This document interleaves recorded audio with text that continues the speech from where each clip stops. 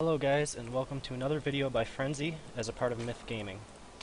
So lately I've been playing a lot of Heart of the Swarm, and I've been really enjoying it as Zerg. And this is just one of my latter games that I played on my stream today, and so I hope you guys enjoy it. So we're basically up against Terran. He's in the bottom left. I believe the map is Howling Peaks. I'm not sure if I'm correct on that. I don't really know all the map names. But yeah, it plays out sort of standard in the beginning of the game, but I would say it's kind of not standard because he goes like ridiculous on the Hellions, and I already get an advantage from that. But in general, it plays out like a lot of my games are, and I'll go into exactly how the Terran could have also dealt with this. So as you can see, my drone scout's a little bit late. Usually I like to send a 13 drone scout, but I did take my 15 hatchery.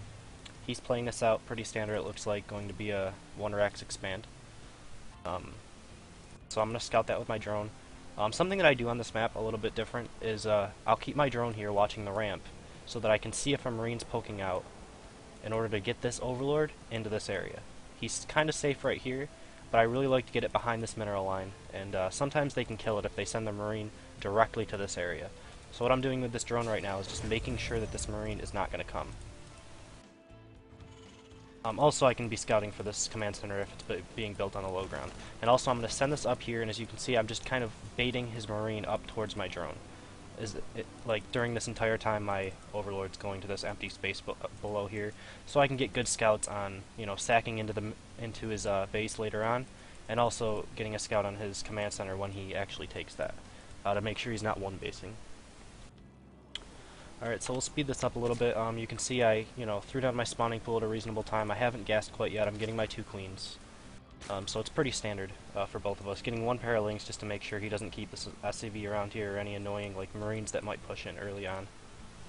He did double gas after this, and it looks like he's going to be following this up with a factory. I'm not really sure. This guy was in Masters, but I'm not sure if he was actually a Master level player. You can see this little move I did with my Ling here. So I got one away. He probably thought I was going through the back entrance, and I actually just came up behind, and I'm going to end up getting a nice scout of his base here. It's not going to really tell me all that much. I'm not sure if this was the game where he threw down a second factory or not, but really this looks pretty standard. I see his, yeah, there's the second factory. I'm not sure if I see this though. I think I will. I'm going to end up looping back around here. Seeing both of these factories is a pretty big indicator of mech. So I did get the scout on the factory, and I do click on it right there. So that's very good for me. I kind of have a good idea that he is going mech, and that's going to prompt me to throw down my 3rd hatchery here. Because I know he's not going to be able to do a ton of early aggression with Hellions. I mean, he's going to have Hellions, but he's not going to be using Marines to really pressure this base. So good scouting there. I do always get this Spine Crawler. I might have even built a second one. I'm not sure if I do this game. Just because of Widow Mines, they're very obnoxious to deal with early on. But I'm getting a reasonably fast lair. I'm even skipping link speed because I know I'm not in a ton of trouble from early pressure here. So I believe he goes for Blue Flame first, and he's already up on 3 factory worth of production. And he just cranks out a ton of Hellions here. I do a reasonable job at defending them, but I do take a little bit of damage. And we'll look to see who exactly is, in the lead after his Hellion harass is all done. I believe I come out a little bit ahead, but I'm not really sure. Speed this up again. I am taking my 3rd base here, doing double Evo Chamber. This is going to be for Roach upgrades. I do go Roach Hydra against mech in this matchup, and follow it up with Vipers. So we can see another reactor being built. Blue Flame, he's just building a ton of Hellions right now. No 3rd base, so this does tend to get a little bit all in. Now, let's just take a look here. I'm getting an Overseer to get a good scout, to just kind of make sure that it is indeed mech. And I'll see the double armory and everything, and that'll put, verify that he is going mech. So here comes his first Hellions. I'm not really ready for these. I have a handful of lings here, but they're slow lings still. My speed is just about done. And, I kill off all of these Hellions, but I do lose some drones. If we look, he's got 8 drones killed already. I believe he ends up clearing almost this entire mineral line. And I got some roaches out as well. So he did kill 15 drones, 16 drones. The units lost tab, not terrible for me, but 15 drones is never, something you want to lose as Zerg. He's even in a supply lead at the moment, but I do have my third base. He doesn't have a third command center started yet. He's just building a lot more factories, so it's almost that he's going all in on 2 bases with this. But Hellions are never really going to be able to kill me, and he just got his first siege tank out, and siege mode hasn't started. So I'm not like in the worst position to just die right now. And as you can see, more drones here, but I'm actually going to swing back just a bit because we missed a little bit of what I did with these Hellions coming up. So I have this base almost half saturation. I believe I have more drones going there. In general, like, my drone count's pretty terrible, so, because of losing all of those. And I can see these Hellions come through with this Ling on the watchtower. I move almost all of my drones away and position my roaches here. So this is kind of just saving me, a bunch of extra roaches. Also, you can see I have Lings following up here. I knew he was going to move these Hellions into my natural afterwards. So these Lings are just to block him so he can't get any extra kills on my drones. So I did clean that one up much better. He's in the negative in units lost here now. And I'm just still droning.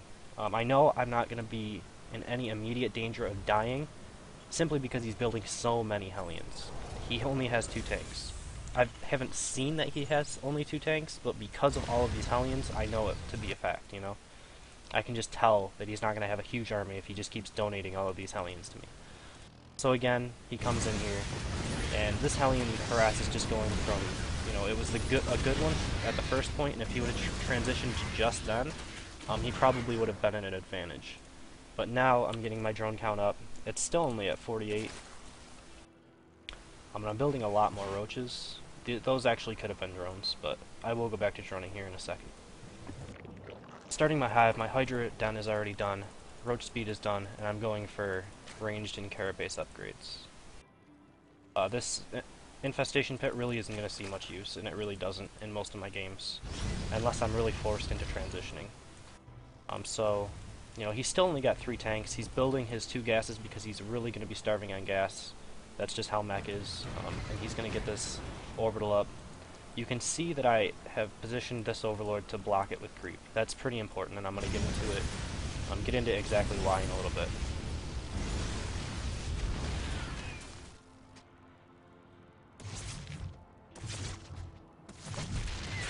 Obviously this is really obnoxious to deal with, but I've done a pretty decent job. I've lost quite a few drones. I'm still at a ridiculously low drone count. So I would have to say that he is at an advantage going into this later stages of the game. I have a pretty decent army to kind of combat what he has on the field right now. 5 tanks. I have 14 roaches. He doesn't really have that much to really support the tanks, so he can't really move out quite yet. But shortly I'm going to have to be able to do something about these tanks. So finally my drone count's getting up to 60. Very late. I should have had this 4 or 5 minutes ago, but that's kind of what happens if he's really committing that much to Hellions. I have a upgrade lead, so I definitely have certain advantages coming. My upgrades are ahead. I have my Vipers coming. I have my Hydra speed, so I'd say I'm at a pretty good tech advantage. And we're probably about even on army, and he might have slight economy advantage right now. So that's where I would say the game lies, is my advantage is in tech. As long as I use my Vipers properly, I'll be okay. So let me get into exactly how I kind of play against Terran in Heart of the Swarm, alright? So he's got this third base up. I really can't do anything. He doesn't have his tank sieged, but if he did, attacking into this would be death for me. Okay? So what we're really looking at is I have Overlord speed. I have 1 Overlord here. I should be sending a couple more down into this area shortly to make sure he is never going to take a 4th base. That's my goal. I'm going to have a very mobile army and just kind of peel him apart in the mid and late game and just keep him off of a 4th base for as long as possible. My Vipers are out and they're getting energy, which is great. I have 7 total Vipers, 5 out right now, 2 more coming. I only have 16 roaches right now, but because my drone count is finally getting to where I want it to be, could be slightly higher, but it's okay as long as I get my units out. I know he's going to push out fairly shortly. This is about that timing, so I'm going to hold off on drones until at least I kind of kill his push. And also this army composition doesn't necessarily need to have an amazingly high drone count. Roach Hydra is pretty supply inefficient, so having a slightly lower drone count, it can hurt you in the longer stages, but as long as you get good engagements, that's really important. So this game is coming to a close, and we're going to see kind of how that happens right here. This is the really important part when you're dealing with siege tanks, okay? He's going to be A-moving towards you. He's going to try to get into a good position right outside of your creep. You want to force an engagement, okay? You need to force him into an awkward position where he doesn't have his siege tanks already spread out. He's just A-moving towards you, all clumped up, not leapfrogging, and that's the best position for me. I'm going to A-move towards him, he's going to siege everything, and then my Vipers are going to come in and blinding cloud all of his siege tanks. It's really a mistake for him here to not be unsieging. Every second he's not unsieging, he's just losing this battle in a terrible, terrible way. This army in Wings of Liberty would never stand up for this many siege tanks. And you can see this unit loss tab is going to be absolutely terrible for him here. This is actually the best situation I could have gotten into here. He needed to leapfrog.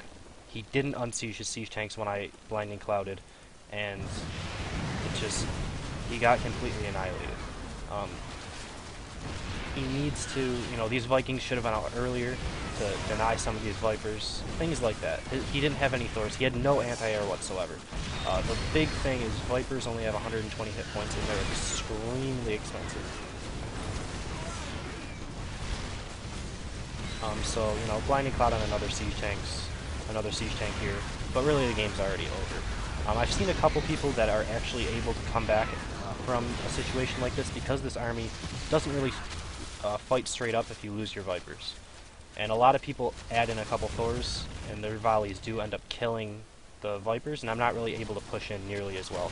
He sieges up a couple tanks up here, and there's not really much I can do, except for keep him off of a third base. Also, you see these Overlords positioned here. This Overlord, it's going to be spreading creep on this third base. He does have Marines positioned there, but I do always want to keep creep at this third base if I can do that. And as you can see, he's asking what he should do against that. I let him know, you know, he clumped up his siege tanks too much. He needed to spread them out. He needed to leapfrog towards my creep. And that's something that Terrans are just going to start to learn to do when they see more pro players encountering this sort of strategy against mech. So at the moment it's really working well for me, but I might have to do some changes once Terrans start to realize exactly how they need to position their siege tanks against it. If that same army was spread out with 2 siege tanks here, 2 siege tanks here, and they're just leapfrogging forward, that's a lot harder for me to get good blinding clouds on everything, especially if he has a couple Thors denying my Vipers actually to get in. But at the moment, it worked out pretty well for me. 3-3 should be on the way. I forgot my third upgrade, but all in all, I was ready to go to the next phase of the game. I had my 4th up. My drone count's still pretty low, but I like to play a very aggressive style against mech now in Heart of the Swarm. I think Zergs can trade a lot more efficiently with Vipers at Hive Tech than they were, you know, beforehand. Like, they can use their mid-game army to actually put on aggression and to do something with that mid-game. That's a lot different than I would say is in Wings of Liberty. Definitely for the better. It will increase mid-games for Zergs, and I do like that. So I hope, you know, Vipers don't get changed too much, and yeah, at the moment it's working pretty well for me.